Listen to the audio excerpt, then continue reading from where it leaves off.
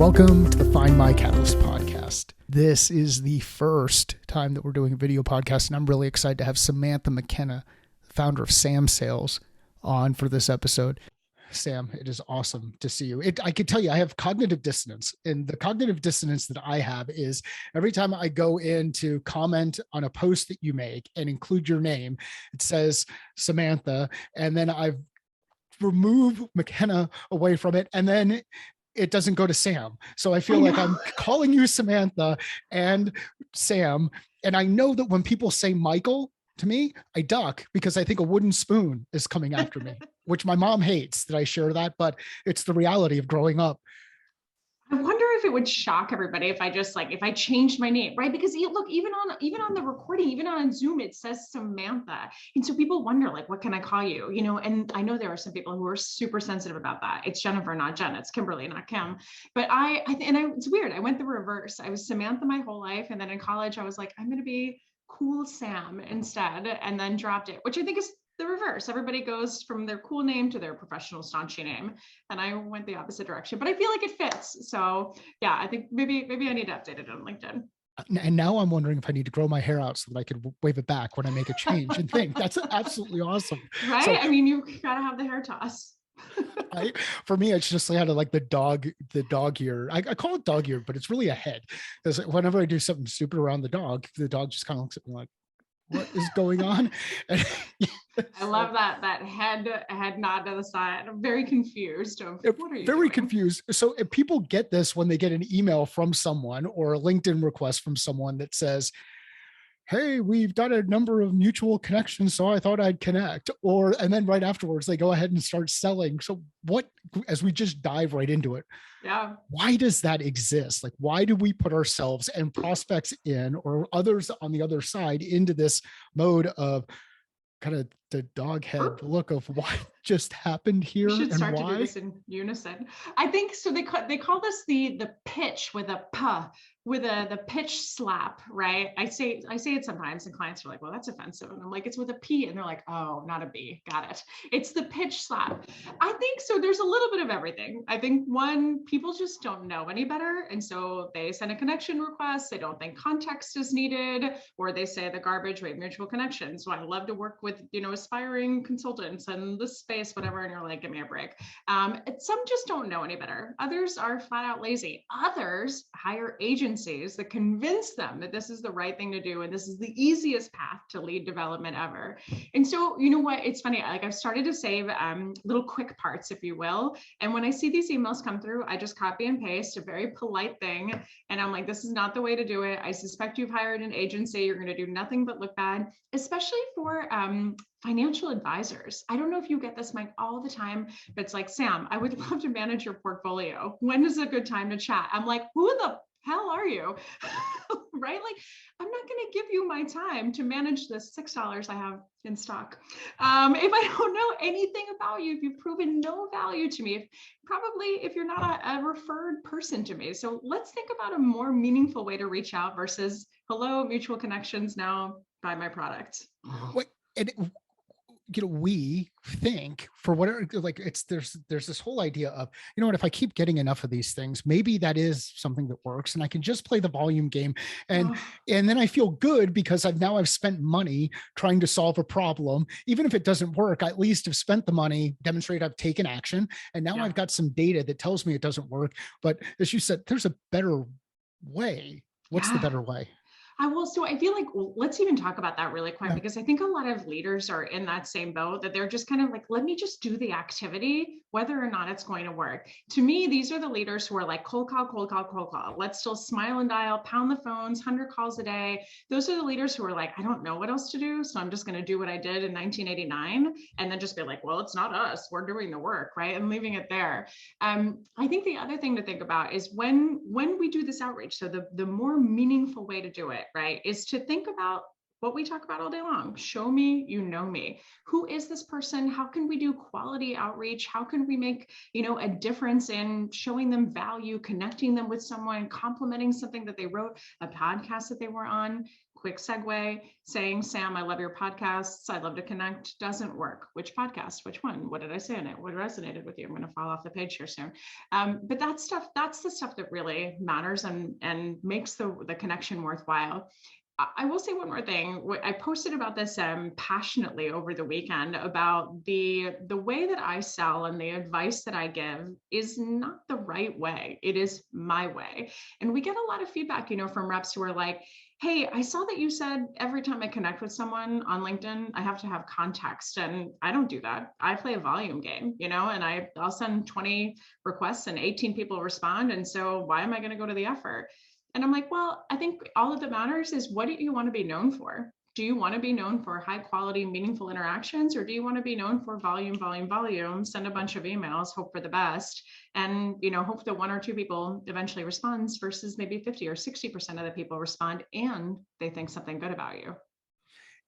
And even just asking the questions, it makes me think that a lot of people don't even think about what they want to be known for. They just start doing. Yeah. Right? The brand, no, people rarely think about their brand. And I think even as you're, entry level in whatever it is you're doing, whether you are an accountant, a lawyer, a salesperson, an SDR, whatever it is, like, what are your principles? What do you want to be known for? What do you want to be said about you when you're not in the room? And if someone's like, oh, Sam is the most aggressive salesperson, there's no value in her outreach, and if she emails me one more time, I'm going to jump off a ledge. I'm sure someone has said that about me in my past, but one or two people out of thousands and thousands and thousands, right? And I don't want my brand to be associated with garbage aggressiveness. I want it to be associated with pleasant value. Does that sound so hokey? It doesn't sound hokey. What is fascinating to me is that people don't think about what they want things to be associated with, or think about what the long-term implications or even short-term implications are of doing certain work. So they go out there and they see something that worked, and then they say, well, how can I build this at scale? And you brought up the point earlier, which is, hey, I heard you on the podcast. It was great. Well, okay, give me a little bit more context. Like, what podcast? Because today it seems like somebody is training somebody out there that LinkedIn, the best LinkedIn request or connection request are those, I saw your post on LinkedIn. It was awesome. Let's have a conversation to talk about all of the services I could deliver to you. And I'm like, what? Wait. I mean, so I think you bring up so many good points. Let's even backtrack to the brand piece. What do you want to be known for? I even bundled up in this post from this weekend about my way, not the right way. Yep. Think about sales as a long game, right? Whether you are a seller or a business owner or an SVP at a monster organization and you eventually want to do something, your brand really matters for the long game. We just a couple of days ago, we signed our first 6-figure deal of the year at SamSales. And the way that the deal came in was somebody, a chief operating officer named Tom, who I had rejected for a role, I don't know, 10 years ago as an account executive. And, even though I was declining the job, I still sent a handwritten thank you note afterwards, expressed my gratitude for even being considered, and then kept in touch through the content that I have on LinkedIn. So playing the long game, right, like came back to bite me in a wonderful way. I think on the flip side, the people who are teaching this, so like, this is the right way to reach out on LinkedIn. One, we know it's not the right way. You have executive after executive after executive who is screaming from the rooftops on LinkedIn saying, do not do this. It doesn't work. So it's like, why even play the volume game?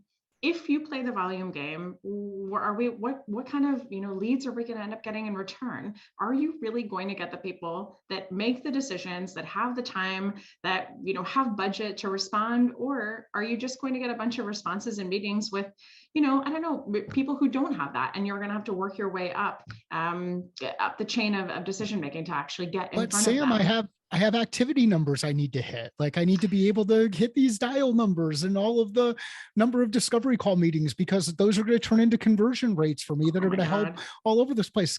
Sam, you're getting in the way of me hitting my activity metrics. So leaders out there, we have to trust the process, right? And we've got to trust the metrics, from the starting metrics to the carry through metrics. So all lovely to see the activity of smile and dials and initial meetings booked. Then what happens? What is the next process? What's the data that we're looking at for that second thing? And I find this a lot of sales reps, will kind of bide their time at an organization, especially if they have a leader that doesn't really look out for that stuff, doesn't look out for the next, but they're just like, look, I've made 100 calls. I had 3 discovery calls. Nobody wants our product, right? They can kind of tread water for 6, 7, 13 months until they finally are asked to exit the organization. Yep. But it's really important that we look at that second metric. How many of those meetings are converted? How many of those dials are converting to discovery calls? How many discovery calls are converting to second ones? Pipeline. What's the activity in each one? How is it moving through the sales funnel? I know a lot of managers who don't know how to do that at all.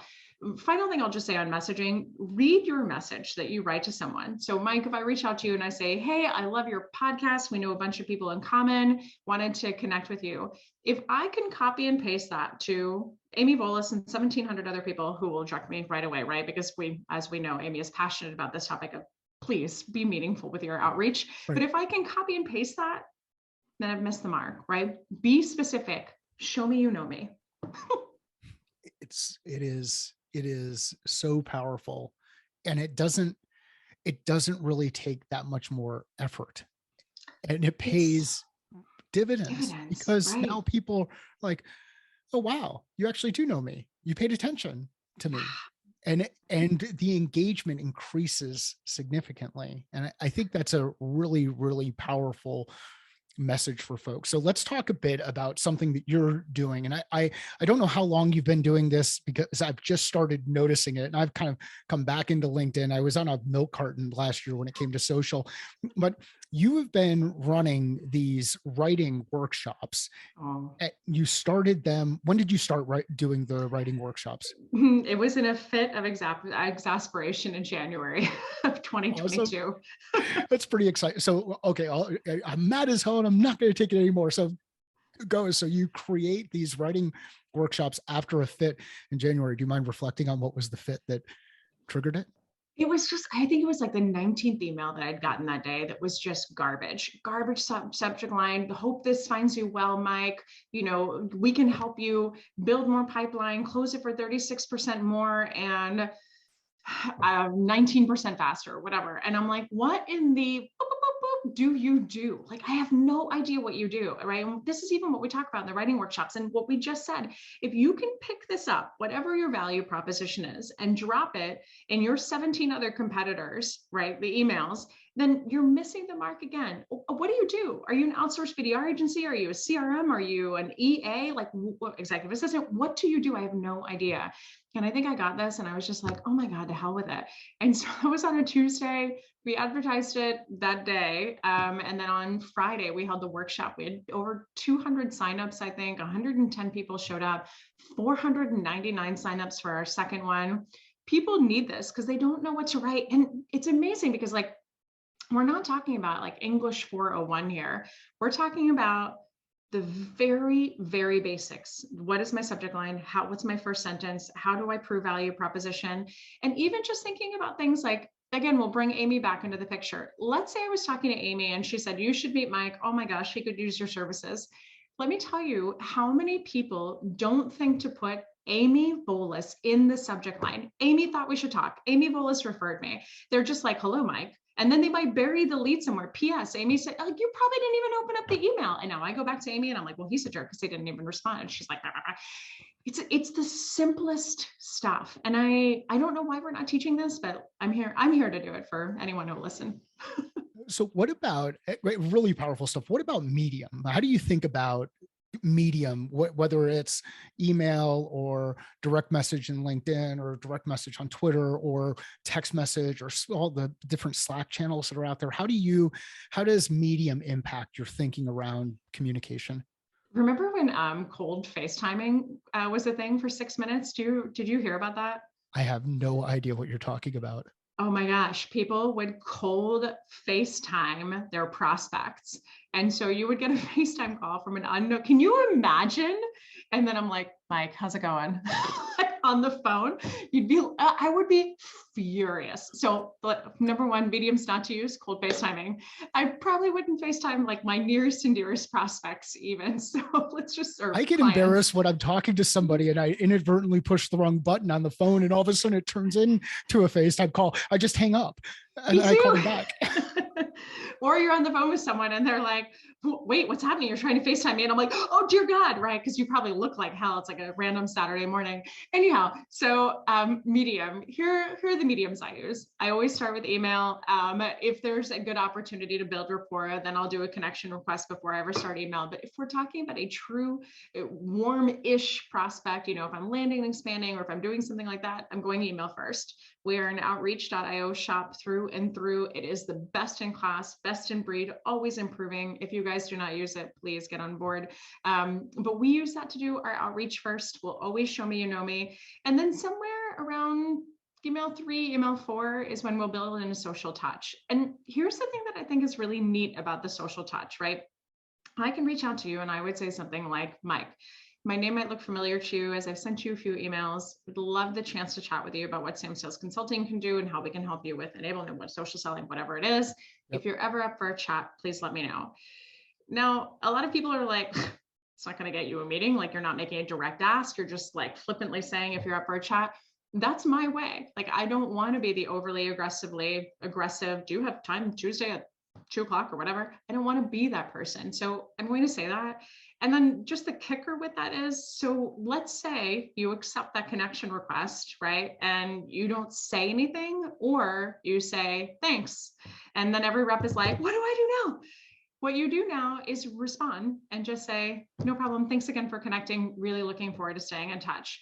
The great part about that is that you, Mike, would accept my connection request. You would say thanks, and then you would see my message pop up in LinkedIn, and you would groan, because what you're expecting is for me to go in for the hard sell, to try and get you to take a meeting. And when you see thanks for connecting, looking forward to staying in touch, you're going to be like, well, that was weird. And I'll be like, just you wait. The pitch is coming, just not yet. And then engage, be of value, post content, find a way to connect them with something. Worst case, if you post content on LinkedIn, you got a new subscriber to your content, somebody else that will now hopefully see what you post, right? Be smart about that. So those are the two mediums I use. I never cold call. I never will. I know that that's a strong stance. Like, it's, and a lot of people disagree with it. It's a manners thing to me. If I'm calling you out of the blue, completely unannounced in the middle of your day to convince you to buy my stuff that will benefit me. Yes, I'm driving benefit to you, but frankly, they'll benefit me. To me, it is the most selfish thing on the planet. It's just not my jam. And as you're going through this, it goes right back to this whole piece about, just because I say that this is what I do, it doesn't necessarily mean it's what you should do. Yeah, But exactly. if you're out there just kind of chasing around what everybody else is doing and not collecting data or thinking through how it applies or what the impact is, then you're not really being true to yourself. And if you're not true to yourself, how can you create a direct engagement with somebody on the other end if you actually know who their self is? So if you show someone that you know them and the thing that you're delivering is not really you, how are they going to get to know you? So how can we think better about this whole process of being authentic to self when we engage with others? I think that is exactly right. If I rehearsed a ton and I used, the script that we say you can use if you have to cold call, it still wouldn't feel right to me. And I would feel like we've gotten off on the wrong foot. And that's just in my head and my personal thing. So your style has to be authentic to you. You might be someone who doesn't care about the long game. You might be someone who sells SMB transactional deals, and volume really is the name of the game. And you're going to cold call your buns off, and that's okay. But whatever your style is, right, it has to be true to you. And it's like I always say, take what you like from what we do and then leave the rest, right? It doesn't have to be a perfect match. I think from an authenticity perspective, right, also think about the medium of your outreach, how you go about it, how aggressively you go about it, because you want to make sure, again, that you're following something that will be part of your brand forever. People will remember this. I still talk to clients from 15 years ago. Somebody just commented on my post today, the very first CMO I ever met with. So think about that for the long term, for sure. It was thinking about the long-term piece and things that pop up. One of the guys whose kid I coached in flag football when their kids were really little, like when our kids were little. So we're talking now probably about 4 to 12 range. It might be maybe 11.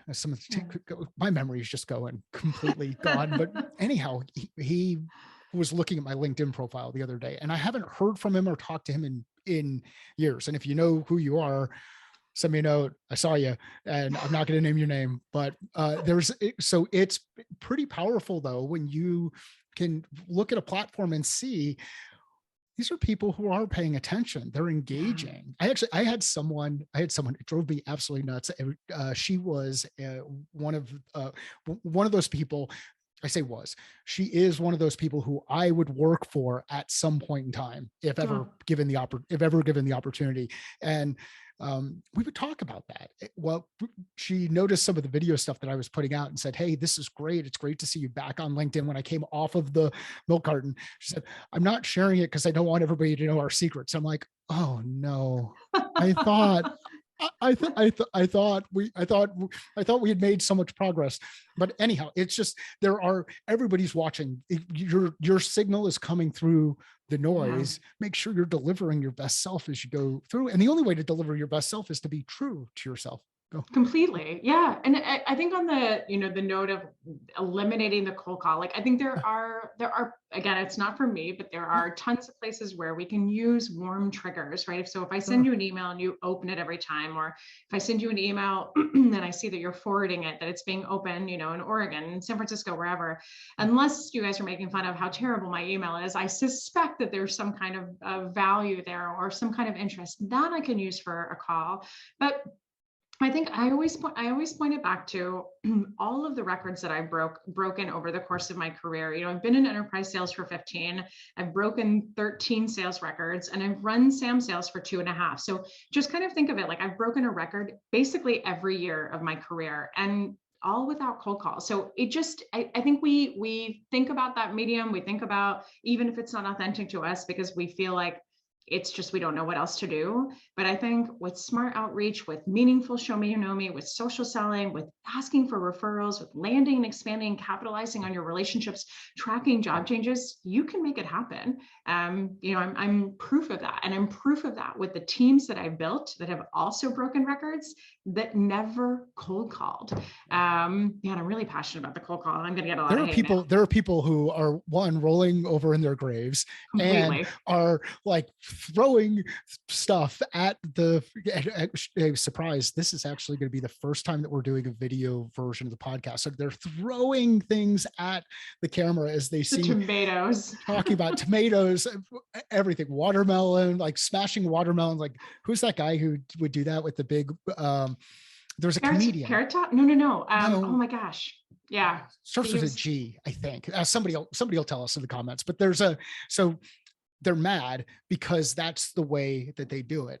And you know what, my personal opinion on this is that the reason why they continue to push the cold call is because now they're making their problem their customer's problem. And there's a sense of urgency that they have on their side of the business where they have to deliver things in the short term. So that becomes the next best thing to knocking on their door and saying, "Hey, would you like to come here for some sales consulting or whatever? I'm just going around to see how many people are interested in learning how to have better discovery meetings." That's what we do. We go door to door in our neighborhood. No, I'm with you. And again, I think it has to be authentic to your style. It has to be authentic to your industry. There are industries, B2C, volume games, where cold calls can hook the right person. And sometimes it can hook the right executive. But I think if you think about it differently, you think of it in a modern way, and you listen to the feedback that executives are saying, you'll see that there's a better way to do it. We're just on with a CEO venture capitalist who just sold his company and said, I do not take calls. You have to find another way to reach me. If you cold call me and I happen to answer, I'm hanging up right now. And I'm like, please, for the love of God, post that on LinkedIn. It is the one thing that I like, again, when we talked about iPhones, one of the things I do like is that now we're starting to see text being transcribed. So I can read a text that comes across as a voice or read a voicemail, and then I know what to respond to. But what's fascinating is the number of times that people will call my phone and not leave a message. Now, I am also one of those people. I never listen to my messages. I just don't. It's a waste of time. However, I have found some value in being able to go back through texts that come across. So if you're going to make the call, at least say something that's valuable when you leave a message, because someone on the other end might actually get something and be able to do something with it. So you're shaking your head. No, I agree. Like, if you are making the call, leave the voicemail, right? And then there's a lot of theories about, if I call tomorrow or the next day, do I then leave a voicemail? When do I leave the next voicemail? What do I do? Sure. I want to talk to the person that like listens to a cold call voicemail and is like, this sounds good, and calls back. I'm sure there are people screaming, like, it happens every day, happens to me every day. I mean, I don't know. And I honestly can't tell you how many people do that because I've never made a cold call. But I just, unless I have a bleeding problem, unless like my house is on fire and you cold call me and you're like, I've got the water for you, whatever. I cannot see myself calling back unless you have just serendipitously hit me at the exact right time with the exact right problem. And that seems to be a pretty damn long shot of happening. That's why I think emails and social selling are great. Like, it is our way to continue to nurture you. You are the 90 to 95% of people who are not ready to buy us yet. It is my job to stay top of mind with meaningful thought leadership. So at some point you're like, hey, we're ready. And I'm like, cool. Just like my COO from 10 years ago. I'm ready. Imagine if I cold call that guy for 10 years. Well, this is the cool part about the power and what you did from a workshop related to writing. Yes. In order to write effectively, we have to think, right, and reflect. And there's so many different things that we can do with it. So we take the time, we think, we start putting our thoughts. This is what they say, pen to paper. That's the transition of stuff that's in here. And I could do that now because we're on video. It's stuff that's in your head and translates from your hand onto a piece of paper. So let's talk about how people can get better at writing, like just some simple foundational things that people should be thinking about, whether it's common mistakes or best practices, or whichever direction you want to go. Oh gosh. So I think most common mistake I see first and foremost is that subject line, right? Like, you've got to think about it in as with everything in sales, put yourself in the buyer's shoes, put yourself in your own shoes when somebody sends you an email. And we're looking at two things. So we notice the name, right? But if it's like Barry Johnson, I'm like, I don't know who that is. So I'm moving on and I'm looking at subject line and first sentence. That's what I see in my preview text, right? So if the subject line, if I'm like, Mike, most dynamic social selling training around. And then I say, that's my subject line. And then I say, Mike, hope this finds you and your family doing well in COVID or in the endemic or whatever I want to say. You're going to see that and be like, sales email. You're going to immediately swipe left and delete me. I could have been saying like, hey, you've won $1 million. We want to figure out how to get it to you, maybe in like less of a scammy way, but you wouldn't even know because I missed the mark with my first subject line and then my first sentence. So think about subject line, show me you know me. It does not need to make sense to anybody but the buyer. So you can pull a quote from their recent earnings report, something their CEO said, something they said on a podcast. Think about pulling something from this podcast that we're doing or this video cast that we're doing and using that as a quote in the subject line. Show that person that you've done your homework. People never do this for me. No one ever reaches out with show me you know me. It's always salesy crap. But if you said something like LinkedIn plus Nickelodeon plus Barefoot Contessa, that's all in my LinkedIn profile. I'm literally giving you the keys to the kingdom of how to get in front of me, and no one does it. But That subject line makes no sense to you, Mike. It makes no sense to anyone listening. Makes total sense to me. Love Bear for Contessa, worked at LinkedIn. I was on a Nickelodeon game show. Open with that. First sentence, we always say, like, there's a lot of thought about this, but we always say, hey, Mike, we've yet to be properly introduced, but I'm Sam McKenna and I'm the CEO of #SamSales. Lots of data out there where people are like, do not say your name and what you do. Nobody cares. And I'm like, you know what? I think if you go to the hassle of show me you know me, and then you say, we have yet to be properly introduced, what someone will say is, you know something about me, we've yet to be properly introduced. Maybe we should have, I'm at least going to open up this email, right? That's the trigger. Two more things, and then I promise I'll stop talking on this. Your value proposition, specific and buyer persona specific. So tell me something that matters to me at my level in a specific, practical, tangible way. And then the other thing we think about is, what is the hidden or forthcoming objection? And this is really, really important and super powerful, because what we want to think about is, what is that buyer going to think after they read the sentence? What's their next objection? What's their immediate thought? And how do we get around that? So for example, one of the things that I would say is, your team is all over LinkedIn, but they're not using it the right way. It looks like they're making an effort, but we can train you on how to do that correctly. Something like that, let's say. Yep. And my buyer's going to read that and be like, we already have a CSM at LinkedIn. We have a client success manager. I don't need you. So I need to think about that. And then I need to think of how to get around that, to which I would say LinkedIn hires us to train their teams on how to use LinkedIn. If it's good enough for them, I suspect it's good enough for you. We'd say it a little bit more tactfully than that, but think that through. That's how we become better writers. We think through each part of that email. Okay, one more thing. Don't make it so long, right? 2 thumb swipes on a mobile phone, tops. Okay, I'll stop. Very cool. Well, so one of the things that jumped out at me is, as you're talking about, if it's good enough for them, it's probably good enough for you, or if it will work for you, or it might work for you, or however you want to phrase that. That kind of language works for someone like me, because I tend to be direct. I just want to get things moving along. So how do you think about things like behavioral assessments, and things like DISC and Myers-Briggs, and what's your color, or whatever the other Enneagram, like all of these things that are out there? Do those things start to come into play when you're starting to think about the person on the other end, or is that a bit of voodoo, or do you not really even think about that stuff? Think about that stuff probably more from a leadership and hiring perspective. I think if we have to make our reps start to think about, what Myers-Briggs, score or letter combination is this person, we're really probably going to lose them. But I think there's an element of being professional while also being human in our emails. So you'll never catch us saying, hey, Mike. To me, unless I would say, hey, Mike, too. But for a prospect, I would still say hi. I feel like hey is a little bit too casual. But what we're also thinking about is even how to close the email, right? To make sure that we don't sound like a robot, to make sure we haven't copied and pasted something from somebody else. So in our emails, will never catch us dead saying, whatever that way of them saying that, but you'll never find us saying, Mike, do you have 15 to 20 minutes for us to connect this week?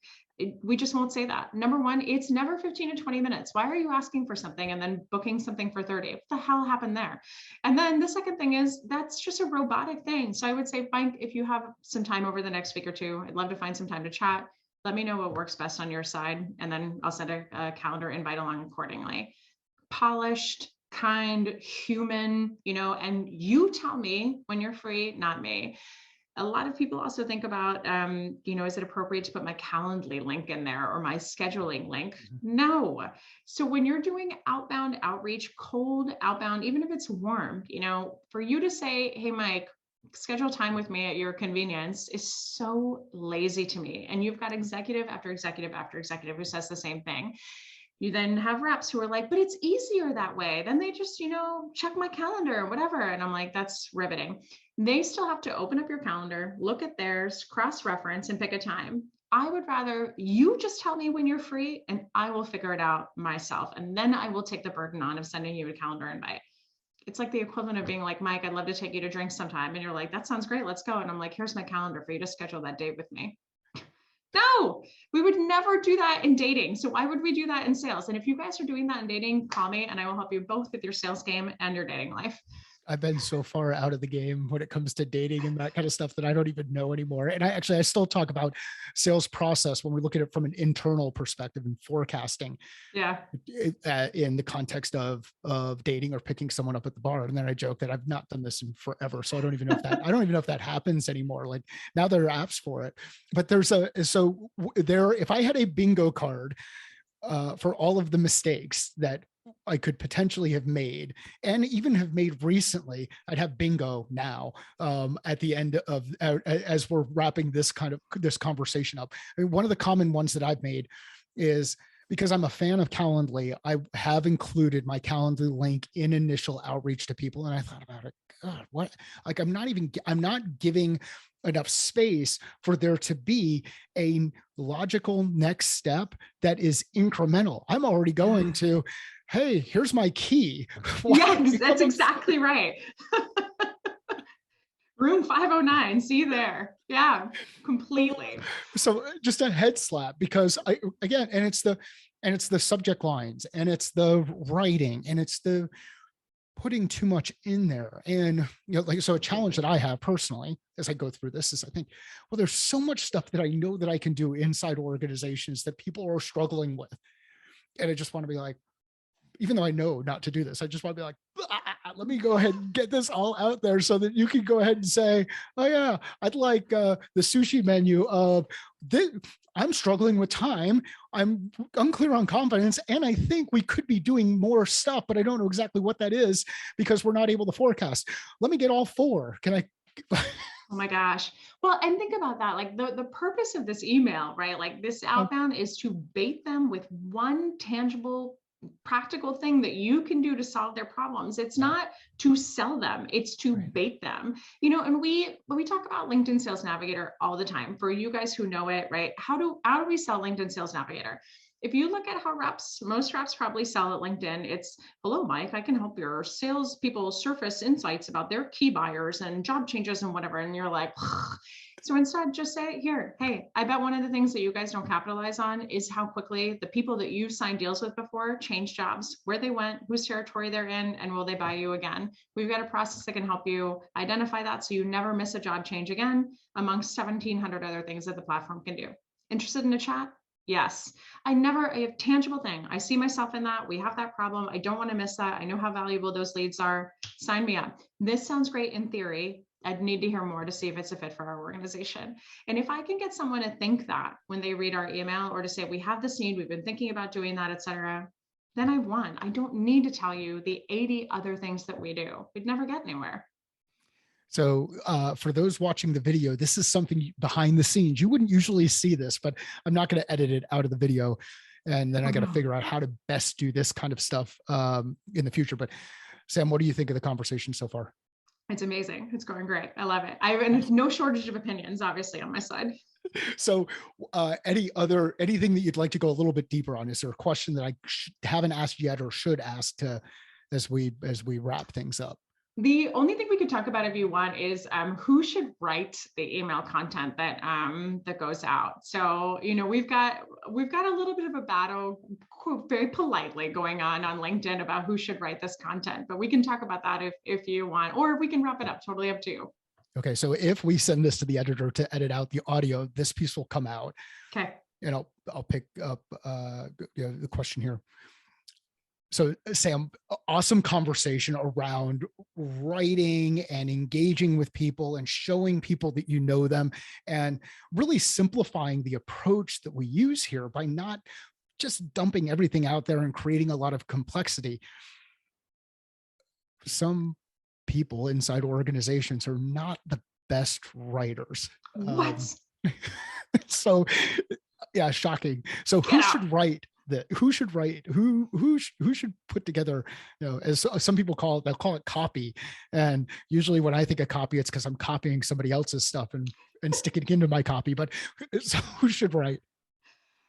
So this is something I do feel very, very strongly about, and probably like cold calling, you won't get me to change my mind on it. I believe that 85% of the content that is sent out should be pre-written by somebody else. You should have sequences either by a sales leader or by someone who understands the true value proposition, the vernacular, the so what, the data behind the timing of the sequences, when they should go out, how they should be, put into nurture campaigns, followed up with all that jazz. Candidly, we do that at SamSales. It's one of our most successful lines of business. We get this inside and out. Here's the logic for why. So the 80 to 85%, first of all, that's written, that's great. The other 15 to 10% that's not written, that's where the salesperson's flavor, authenticity, insights, show me you know me, that's where that can come in. But the rest of it needs to be pre-populated if you really want to build a data-driven organization and be able to predict success for what's going to work for your teams. If I've got 100 reps who are all writing their own content and doing everything wild, wild west, I have absolutely no way of measuring at what point do we get conversions, what feature or case study or product or whatever got the most conversion, what gets us to from top to bottom of the funnel the fastest. I won't have any insights to that whatsoever, which is why that content needs to be pre-written. The other thing to think about is, as we know, most sales organizations have 5, 7, 10% of their sales team are top performers. They're A players, they're consistently at club, they're consistently crushing quota. So why not even look at what they're writing, what's converting for them, and using that for the rest of your 90% of your organization? If we know that 90% could probably use some help, why are we trusting 100% of them to write their content on their own? I am firmly in your camp on this. I am firmly in your camp on this. And it is an opportunity. And I don't quote Hillary Clinton often. And Wow. Here I go on it was International Women's Day, quoting Hillary Clinton, excuse me. This is how hard it is to get this to come out of my mouth. I was at a learning conference and she was speaking and she said, let's not reinvent the wheel. Let's use the wheel to go faster. So let's not reinvent the wheel here. Let's use the wheel to go faster. Let's use the content that works to accelerate things that are going on inside the organization. And I laugh when people are like, well, I like writing, I like doing this, we should let people do all, there's a lot of work that a lot of people loved doing that we've found technology to solve for, so that, wait for it, they can actually do more creative work and innovate and do some amazing things. So Sam, if anybody disagrees with you on this, you have me as additional firepower to jump on board and continue to push. And to that point, I love to cook. I am god awful at it. So I outsource to my husband, and I'll do the toppings. I can sprinkle the cilantro on top, right? That's what I'm good at. Give me the 10 to 15%. Even though I love to do it, I can admit I'm just not great. Every good cook needs someone who can help with food prep. Like I'm the sous chef. Yeah, you tell me what to do. Chop the vegetables. Sam, this has been absolutely awesome. One, thanks for doing the video thing on the fly. Two, thanks for just an amazing conversation. Where can and I'll add a third one in there after you're talking, and I'll figure out what the third one is. But where can people find out more about what you're doing? How can they sign up for your workshop? It's awesome to hear about the momentum that's growing there. Where would you like people to connect with you? Yeah, 3 things. Pop over on LinkedIn. You can find me there, of course. Give me a follow, say hello, say what you loved about the podcast. That'll be an instant connection request. Over on samsalesconsulting.com, pop over to sign up for our newsletters. It'll be a pop-up as soon as you get to the website, and make sure you never miss a single thing that's going on with us. And we do have pretty good content, if I do say so myself. And then third, if any of this resonated with you and you're like, I want to learn more, how do I up my sales game? Shorts.samsalesconsulting.com. Your things on LinkedIn, Sales Navigator, tons of sales content for pretty darn cheap for the rest of your life that you can learn directly from us. So it'll be a world-class education for a couple bucks, to say the least. Awesome. We'll include links in the show notes. Sam, this has been an awesome conversation. If you found value in this conversation, let Sam and I know both on LinkedIn. Tag us there. Do the connection request like Sam had directed. Sales is a thinking process. Life is a thinking process. Business is a thinking process. How are you thinking differently about yours? Bye.